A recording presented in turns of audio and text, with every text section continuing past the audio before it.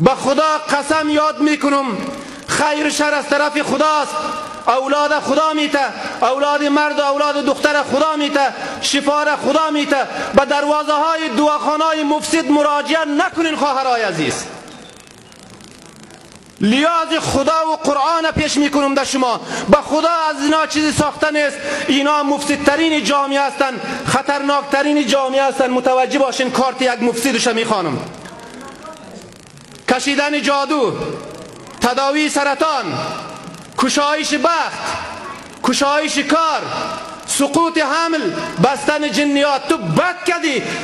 تو چی هستی که تو سقوط حمل؟ خواهرا متوجه باشین. همه دانشمند هستین، فهمیدین که چی گفته اینجا؟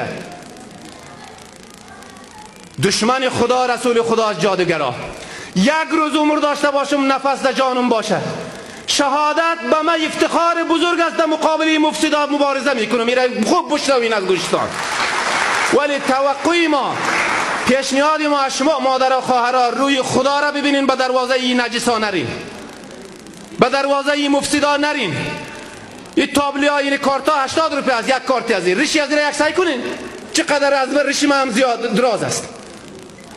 دوستای خواهرها و مادرای عزیز، بس کنیم این با خرافات، جهالت. این چی هستی مفسدی بویناک که در کسی اولاد مرد میتی، اولاد دختر میته؟ این چی هستی؟